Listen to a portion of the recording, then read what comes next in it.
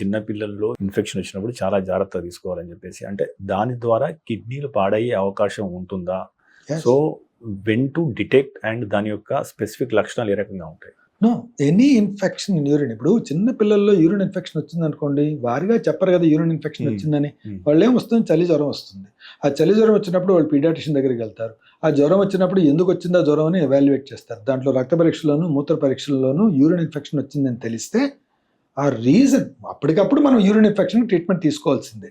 కానీ ఆ రీజన్ ఎందుకు వచ్చిందని తెలుసుకునే దానికి నెక్స్ట్ ఇన్ఫెక్షన్ తగ్గిన తర్వాత పరీక్షలు చేసుకోవాల్సిన అవసరం ఉంటుంది. ఒక అల్ట్రాసౌండ్ అని చెప్పి కిడ్నీలు ఎలా ఉన్నాయని చూసుకోవడం, ఒక ఎంసీజీ అని టెస్ట్ చేసి ఏమైనా రిఫ్లక్స్ లాంటి జబ్బులు ఉన్నాయని తెలుసుకోవడం అనేది జరుగుతుంది అనమాట. సో వెనెవర్ ఎప్పుడైనా ఇన్ఫెక్షన్ వచ్చింది అంటే కారణాలు ఎత్తుక్కోవడం తప్పనిసరి. ఇది మాత్రం గ్రహించాలి.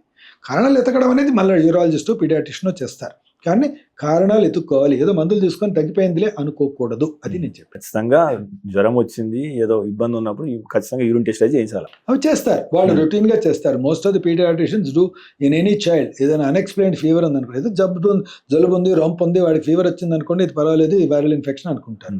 లేదు దగ్గుతున్నాడు అంటే రెస్పిరేటరీ ఇన్ఫెక్షన్ అనుకుంటాడు. లేదంటే యూరిన్ 10 నిమిషాలకి పోతున్నాడు, 20 నిమిషాలకి పోతున్నాడు, పోసినప్పుడంతా ఏడుస్తున్నాడు, జ్వరం వస్తా ఉంది అంటే అది యూరిన్ ఇన్ఫెక్షన్ అనుకుంటారు. సో రొటీన్ గా ఒక బ్లడ్ టెస్ట్, యూరిన్ టెస్ట్ చేయడం ఆనవాయితీ మామూలుగా.